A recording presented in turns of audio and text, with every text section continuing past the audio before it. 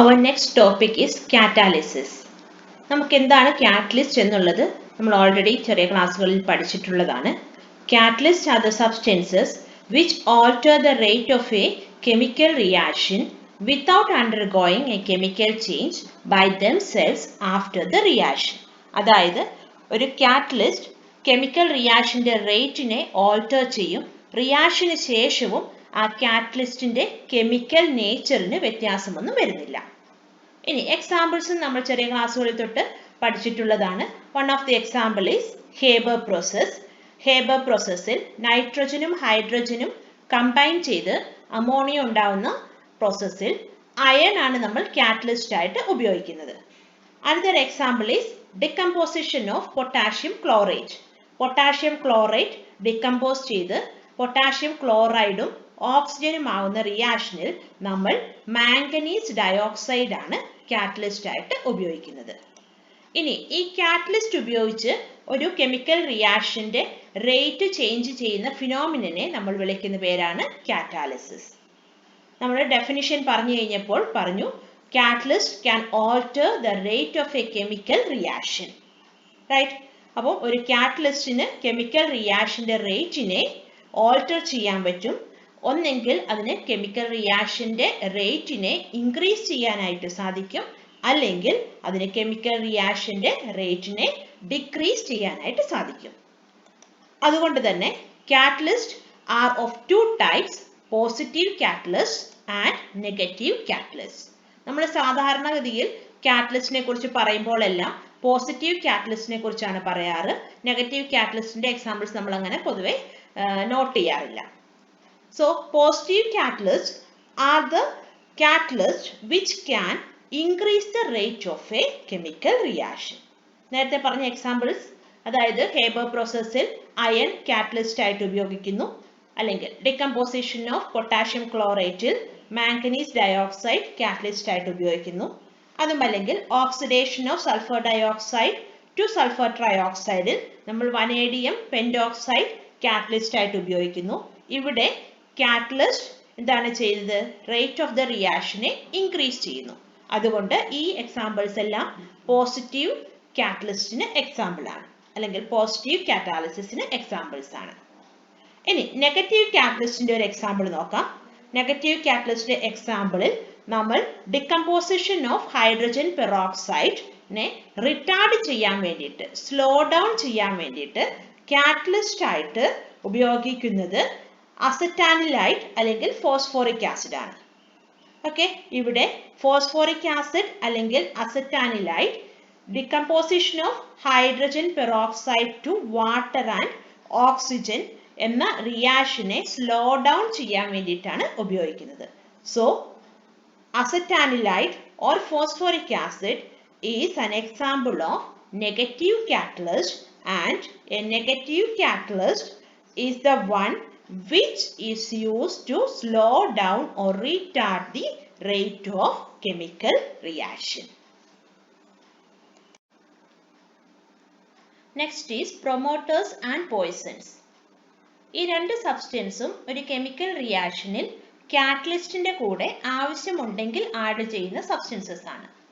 Promoters അതിന്റെ പേരിൽ പറയുന്നത് പോലെ തന്നെ, അല്ലെങ്കിൽ നെയിം ഇൻഡിക്കേറ്റ് ചെയ്യുന്നത് പോലെ തന്നെ, ഒരു കാറ്റലിസ്റ്റിന്റെ കാറ്റലിറ്റിക് ആക്ടിവിറ്റിനെ എൻഹാൻസ് ചെയ്യാൻ വേണ്ടി അല്ലെങ്കിൽ പ്രൊമോട്ട് ചെയ്യാൻ വേണ്ടി ഉപയോഗിക്കുന്ന കെമിക്കൽ സബ്സ്റ്റൻസസ് ആണ്.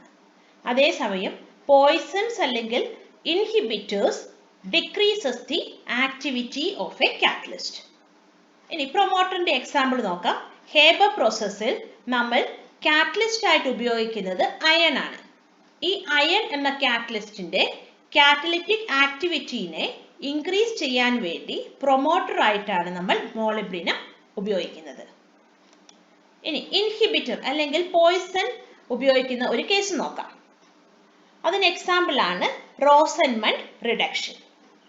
ഈ റിഡക്ഷൻ റിയാക്ഷനിൽ ആസിഡ് ക്ലോറൈഡ് ആൽഡിഹൈഡ് ആയിട്ട് കൺവേർട്ട് ചെയ്യുകയാണ് ചെയ്യുന്നത്. ഇവിടെ കാറ്റലിസ്റ്റ് ആയിട്ട് ഉപയോഗിക്കുന്നത് പലേഡിയം ആണ്. ഈ പലേഡിയം അതിന്റെ ഫുൾ ആക്ടിവിറ്റി കാണിക്കുകയാണെന്നുണ്ടെങ്കിൽ ആൽഡിഹൈഡ് സ്റ്റേജിൽ റിയാക്ഷൻ സ്റ്റോപ്പ് ചെയ്യാനായിട്ട് സാധിക്കില്ല. അത് വീണ്ടും റിഡക്ഷൻ നടന്ന് ആൽക്കഹോളിലോട്ട് കൺവേർട്ട് ചെയ്തു പോകും. അപ്പോൾ റിയാക്ഷനിൽ ആൽഡിഹൈഡ് സ്റ്റേജിൽ അല്ലെങ്കിൽ ഫസ്റ്റ് സ്റ്റേജിൽ റിയാക്ഷൻ സ്റ്റോപ്പ് ചെയ്യാൻ വേണ്ടിയിട്ട് നമ്മൾ ഉപയോഗിക്കുന്ന പോയിസൺസ് ആണ് barium sulphate which is dissolved in xylene or quinoline. ഇവിടെ ബേരിയം സൾഫേറ്റ് നമ്മളുടെ കാറ്റലിസ്റ്റ് ആയ പലേഡിയത്തിന്റെ ആക്ടിവിറ്റിനെ റിട്ടാർഡ് ചെയ്യുവാണ് ചെയ്യുന്നത്. Types of catalysis.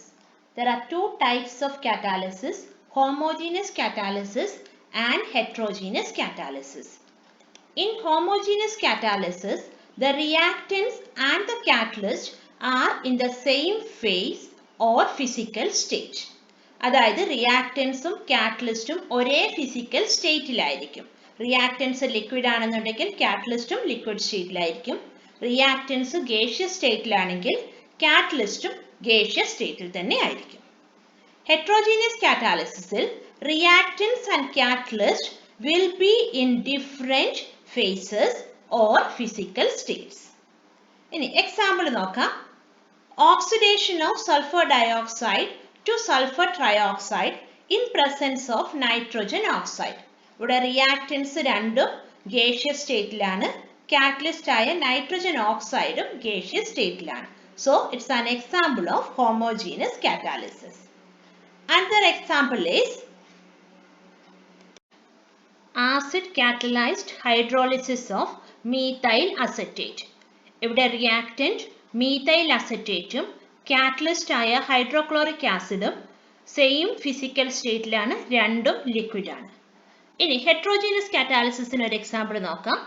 Oxidation of sulphur dioxide again to sulfur trioxide. ഇവിടെ സൾഫർ ഡയോക്സൈഡ് ഗേഷ്യസ് സ്റ്റേറ്റിലാണ്. കാറ്റലിസ്റ്റ് ആയിട്ട് ഉപയോഗിക്കുന്ന പ്ലാറ്റിനം സോളിഡ് സ്റ്റേറ്റിലുമാണ്. അതുകൊണ്ട് തന്നെ അതിനെ നമ്മൾക്ക് ഹെട്രോജീനിയസ് കാറ്റാലിസിസിന് എക്സാമ്പിൾ ആയിട്ട് പറയാം. Another well-known example is Haber process. Nitrogen and hydrogen combines to form ammonia. The reactants are nitrogen and hydrogen. Both are in gaseous state, while the catalyst iron is in solid state. Adsorption theory of heterogeneous catalysis. Here, the catalytic action is explained in terms of intermediate compound formation, and the catalytic activity is supposed to be localized on surface of the catalyst, and the mechanism involves 5 steps. ഇനി നമുക്ക് ആ steps ഏതൊക്കെയാണെന്ന് നോക്കാം. First one is the diffusion of reactants to the surface of the catalyst. ഇവിടെ catalyst ആയിട്ട് നമ്മൾ solid ആണ് എടുക്കുന്നത്. ഈ സോളിഡ് കാറ്റലിസ്റ്റിന്റെ സർഫേസിൽ ഫ്രീ വേക്കൻസീസ് ഉണ്ടാവും, അല്ലെങ്കിൽ ഫ്രീ വാലൻസീസ് ഉണ്ടാവും. ഈ ഫ്രീ വാലൻസീസ് എന്ത് ചെയ്യും? നമ്മുടെ റിയാക്റ്റന്റിന് വന്നിരിക്കാൻ പറ്റുന്ന ഒരു സൈറ്റ് ആയിട്ട് ആക്ട് ചെയ്യും. So at the first step, diffusion of reactants to the surface of the catalyst will take place. Reactants എയും ബിയും ആണ് നമ്മളിവിടെ കൺസിഡർ ചെയ്യുന്നത്. ആ റിയാക്റ്റൻസ് കാറ്റലിസ്റ്റിന്റെ സർഫേസിലോട്ട് ഡിഫ്യൂസ് ചെയ്യും. ഇനി രണ്ടാമത്തെ സ്റ്റെപ്പിൽ കാറ്റലിസ്റ്റിന്റെ സർഫേസിലോട്ട് ഡിഫ്യൂസ് ചെയ്ത റിയാക്റ്റന്റ് മോളിക്യൂൾസ് കാറ്റലിസ്റ്റിന്റെ സർഫേസിൽ അഡ്സോർബ് ചെയ്യപ്പെടും. So second step is adsorption of the reactant molecules onto the surface of the catalyst. ഇനി അപ്പോൾ സർഫേസിലോട്ട് അഡ്സോർബ് ചെയ്യുക എന്ന് പറഞ്ഞിട്ടുണ്ടെങ്കിൽ അവിടെ ഒന്നെങ്കിൽ ഫിസിക്സ് ഓപ്ഷൻ നടക്കും, മോസ്റ്റ് കോമൺലി കെമീസ് ഓപ്ഷൻ ആണ് നടക്കുന്നത്. ഇനി ആ സർഫേസിലോട്ട് അഡ്സോർബ് ചെയ്യപ്പെട്ട റിയാക്റ്റന്റ് മോളിക്യൂൾസ് അവിടെ ട്രാപ്പ് ചെയ്യപ്പെട്ടു. അതുകൊണ്ട് തന്നെ they will be in contact with each other. ആ റിയാക്റ്റന്റ് മോളിക്യൂൾസ് എയും ബിയും അടുത്തടുത്തായിരിക്കും. So at the third stage, there will be an occurrence of chemical reaction on the surface of the catalyst, and that lead to the formation of an intermediate. So surface il adsorb ചെയ്യപ്പെട്ട A and B എന്ന reactants അവ തമ്മിൽ അടുത്തടുത്തായതുകൊണ്ട് chemical reaction നടത്തി നമ്മളുടെ solid കാറ്റലിസ്റ്റും ആയിട്ട് ഒരു intermediate form ചെയ്യും. ഈ ഇന്റർമീഡിയറ്റ് ഫോം ചെയ്തതിന് ശേഷം നെക്സ്റ്റ് സ്റ്റേജിൽ desorption of the product molecules will take place from the surface of the catalyst. So intermediate form ചെയ്തതിന് ശേഷം അത് പ്രൊഡക്റ്റ് ആയിട്ട് മാറും. പ്രൊഡക്റ്റ് ആയി മാറുന്ന കൂടെ തന്നെ ആ പ്രൊഡക്റ്റ് എന്ത് ചെയ്യും? കാറ്റലിസ്റ്റിന്റെ സർഫേസിൽ നിന്ന് പുറത്തോട്ട് പോകും, ഡിസോൾവ് ചെയ്ത് പുറത്തോട്ട് പോകും. അങ്ങനെ കാറ്റലിസ്റ്റിന്റെ സർഫേസ് വീണ്ടും ഫ്രീ ആകും. ഇനി കാറ്റലിസ്റ്റിന്റെ സർഫേസിൽ നിന്ന് ഡിസോൾവ് ചെയ്യപ്പെട്ട പ്രൊഡക്റ്റ് മോളിക്യൂൾ ലാസ്റ്റ് സ്റ്റേജിൽ ഡിഫ്യൂസ് ചെയ്ത് പുറത്തോട്ട് പോകും.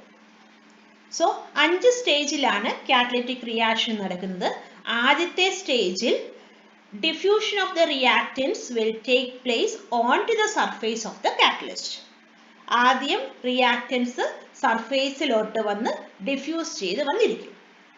ഇനി അതവിടെ സെക്കൻഡ് സ്റ്റേജിൽ എന്ത് ചെയ്യും? ട്രാപ്പ് ചെയ്യപ്പെട്ട് കെമീസ് ഓപ്ഷനോ ഫിസീസ് ഓപ്ഷനോ നടത്തി അത് നമ്മളുടെ കാറ്റലിസ്റ്റിന്റെ സർഫേസിൽ വന്ന് ഇരിക്കും. തേർഡ് സ്റ്റേജിൽ ആ രണ്ട് reactant മോളിക്യൂൾസും അടുത്തടുത്തായതുകൊണ്ട് there will be high chance of a chemical reaction to take place. അങ്ങനെ കെമിക്കൽ റിയാക്ഷൻ നടന്ന് ഒരു ഇന്റർമീഡിയറ്റ് ഫോം ചെയ്യും. ആ ഇന്റർമീഡിയറ്റ് ഗ്രാജുവലി പ്രൊഡക്റ്റ് ആയിട്ട് കൺവേർട്ട് ചെയ്യും. ഇനി ഫോർത്ത് സ്റ്റേജിൽ പ്രൊഡക്റ്റ് ഫോർമേഷൻ നടന്നതിന് ശേഷം ഈ പ്രൊഡക്റ്റ് മോളിക്യൂൾസ് ഡിസോൾവ് ചെയ്യപ്പെടും. നമ്മുടെ സർഫേസിന്റെ മുകളിൽ നിന്ന് ഡിസോൾവ് ചെയ്ത് എന്ത് ചെയ്യും? പുറത്തോട്ട് പോകും. അത് ഡിസോൾവ് ചെയ്യപ്പെടുന്നു ഫോർത്ത് സ്റ്റേജിൽ. അതിനുശേഷം പ്രൊഡക്റ്റ് മോളിക്യൂൾ അതിന്റെ സർഫേസിൽ നിന്ന് ഡിഫ്യൂസ് ചെയ്ത് പുറത്തോട്ട് പോകുന്നു. ഈ തിയറിയുടെ മെയിൻ അഡ്വാൻറ്റേജ് എന്ന് പറയുന്നത് ഈ തിയറിക്ക് എന്തുകൊണ്ടാണ് കാറ്റലിസ്റ്റ് റിയാക്ഷന് ശേഷവും കെമിക്കലി അൺചേഞ്ച്ഡ് ആയിട്ട് നിൽക്കുന്നത് എന്ന് എക്സ്പ്ലെയിൻ ചെയ്യാനായിട്ട് സാധിച്ചു.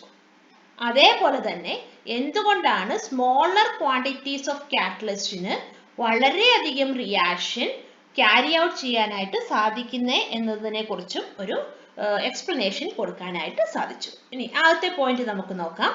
കാറ്റലിസ്റ്റ്, ഈ തിയറിയിൽ കാറ്റലിസ്റ്റിന്റെ സർഫേസിൽ വന്ന് റിയാക്റ്റന്റ് മോളിക്യൂൾസ് ഇരുന്നു, അവിടെ റിയാക്ഷൻ നടത്തി, അതിനുശേഷം പ്രൊഡക്റ്റ് ആയി പുറത്തുപോയി. അപ്പോൾ ആ സർഫേസ് വീണ്ടും ഫ്രീ ആയി. ഓക്കെ, സർഫേസ് വീണ്ടും ഫ്രീ ആയി, അടുത്ത റിയാക്റ്റന്റ് മോളിക്യൂൾസിന് അവിടെ വന്നിരിക്കാം, റിയാക്ഷൻ നടത്താം, പ്രൊഡക്റ്റ് ആയിട്ട് പുറത്തു പോവാം. ഓക്കെ, സോ ആ സർഫേസ് ഫ്രീ ആയി വന്നു. ആ സർഫേസിന് അല്ലെങ്കിൽ കാറ്റലിസ്റ്റിന് കെമിക്കലി യാതൊരു ചേഞ്ചും വരുന്നില്ല. രണ്ടാമത്തേത്, ഒരു ഇത്തിരി കാറ്റലിസ്റ്റ് ഉണ്ടെങ്കിൽ പോലും ആ ഒരു കംപ്ലീറ്റ് റിയാക്ഷനെ ക്യാരി ഔട്ട് ചെയ്യാനായിട്ട് അതിന് സാധിക്കും. കാരണം റിയാക്റ്റന്റ് വന്നു, അവിടെ വന്നിരുന്നു, പ്രൊഡക്റ്റ് ഫോർമേഷൻ നടന്നു, അത് പുറത്തോട്ട് പോയി. അടുത്ത റിയാക്റ്റന്റ് വന്നു, സെയിം പ്ലേസിൽ ഇരിക്കുന്നു, പ്രൊഡക്റ്റ് ഫോർമേഷൻ നടക്കുന്നു, പുറത്തോട്ട് പോകുന്നു.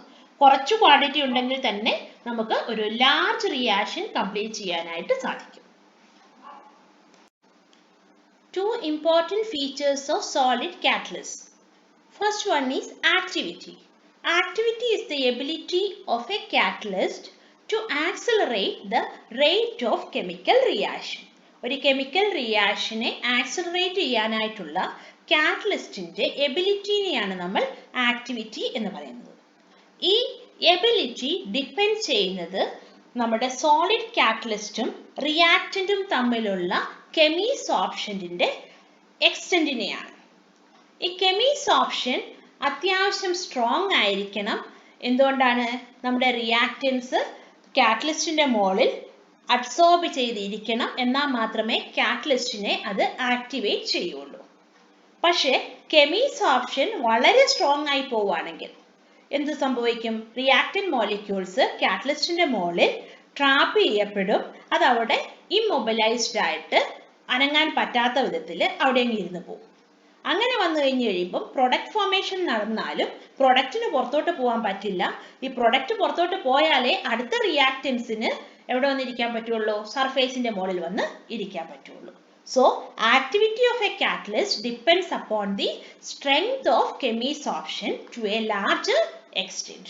The Chemie's option should be strong enough to activate the catalyst, but it should not be very strong so that immobilization of the product may take place. Now, next one is selectivity. Selectivity of a catalyst is the ability to direct a reaction to yield a particular product. അതായത് ഒരു കാറ്റലിസ്റ്റിന് ഒരു particular പ്രൊഡക്റ്റിനെ select ചെയ്യാനായിട്ടുള്ള എബിലിറ്റിനെയാണ് selectivity എന്ന് പറയുന്നത്. ഇവിടെ reactance same ആണെങ്കിൽ തന്നെ catalyst മാറുന്നതിനനുസരിച്ച് നമുക്ക് സെലക്റ്റീവ് ആയിട്ട് ഡിഫറെന്റ് പ്രൊഡക്ട്സ് കിട്ടും. സോ എക്സാമ്പിൾസ് നോക്കാം. നമ്മുടെ റിയാക്റ്റൻസ് കാർബൺ മോണോക്സൈഡും ഹൈഡ്രജനും. Carbon monoxide and hydrogen reacts in presence of nickel to form methane. On the other hand, the same carbon monoxide and hydrogen reacts in presence of oxides of zinc and chromium and copper to form alcohol. Shape selective catalysis. ഇവിടെ catalytic reaction depend ചെയ്യുന്നത് കാറ്റലിസ്റ്റിൻ്റെ പോർ സ്ട്രക്ചറിനെയും അതുപോലെ തന്നെ കാറ്റലിസ്റ്റിൻ്റെയും റിയാക്റ്റൻസിൻ്റെയും പ്രൊഡക്ട്സിൻ്റെയും സൈസിനെയുമാണ്. Shape selective കാറ്റാലിസിസിന് best example ആണ് സിയോലൈറ്റ്സ്. So in shape selective catalysis the catalytic reaction depends on pore structure of the catalyst and the size of the reactant and product molecules. These zeolites are having a honeycomb-like structure. നമുക്ക് ഹണികോമിന്റെ structure അറിയാം, തേനീച്ചക്കൂടിന്റെ structure അറിയാം. അതിലൊത്തിരി pores അല്ലെങ്കിൽ holes ഉണ്ട്. So basically these zeolites are microporous aluminosilicates. സിലിക്കേറ്റ്സിന്റെ സ്ട്രക്ചറിൽ silicon ആറ്റംസും oxygen ആറ്റംസും തമ്മിൽ ബോൺസ് ഉണ്ടാക്കി അതൊരു 3 ഡയമെൻഷണൽ നെറ്റ്വർക്ക് ആയിട്ടാണ് എക്സിസ്റ്റ് ചെയ്യുന്നത്. ഇനി ഇത് ഈ സിലിക്കേറ്റ്സിലെ ചില silicon atoms aluminium atoms replace ചെയ്തു എന്ന് വിചാരിക്കാം. അങ്ങനെയാണ് നമുക്ക് അലുമിനോ സിലിക്കേറ്റ്സ് ഉണ്ടാവുന്നത്. സോ ഈ ഒരു അലുമിനോ സിലിക്കേറ്റ്സിൽ ഒത്തിരി പോസ്റ്റ് സ്ട്രക്ചേഴ്സ് അല്ലെങ്കിൽ ഗ്യാപ്സ് ഉണ്ടാവും. അപ്പം ഈ ഗ്യാപ്സിന്റെ സ്ട്രക്ചറിനെയും ക്യാവിറ്റീസിന്റെ സൈസിനെയും റിയാക്റ്റന്റിന്റെയും പ്രൊഡക്റ്റിന്റെയും സൈസിനെയും ഡിപ്പെൻഡ് ചെയ്തിട്ടാണ് കാറ്റലിറ്റിക് റിയാക്ഷൻ നടക്കുന്നത്. These zeolites are being very widely used as catalysts in petrochemical industries for cracking hydrocarbons and isomerization. നമ്മൾ പെട്രോകെമിക്കൽ ഇൻഡസ്ട്രീസിലാണ് സിയോലൈറ്റ്സ് സാധാരണഗതിയിൽ ഉപയോഗിക്കുന്നത്. ഹയർ ഹൈഡ്രോ കാർബൺസിനെ ബ്രേക്ക് ഡൗൺ ചെയ്ത് ക്രാക്ക് ചെയ്ത് അതേപോലെ തന്നെ ഐസോമറൈസ് ചെയ്ത് നമുക്ക് ഡിസൈറബിൾ ആയിട്ടുള്ള കോമ്പൗണ്ട് ഫോർമേഷൻ നടത്താൻ വേണ്ടിയിട്ടാണ് നമ്മൾ സിയോലൈറ്റ്സ് ഉപയോഗിക്കുന്നത്. ഇനി വളരെ ഇമ്പോർട്ടൻ്റ് ആയിട്ടുള്ള ഒരു സിയോലൈറ്റ് ആണ് ZSM5. അതിൻ്റെ പേര് ഓർത്തിരിക്കണം, ZSM5. ഈ ZSM5 എന്താ ചെയ്യുന്നത്? It converts alcohols directly to gasoline or petrol by dehydrating them to give a mixture of hydrocarbons. Zeolites എന്താന്നുള്ളതും ഒരു എക്സാമ്പിളും പഠിച്ചിരിക്കണം. Zeolites are shapes selective catalysts and the catalytic reaction of them depends on the shape of the pores of the zeolite and the structure of the reactant and product molecules. One of the example is ZSM5, and ZSM5 is used to convert alcohols to gasoline in petrochemical industry.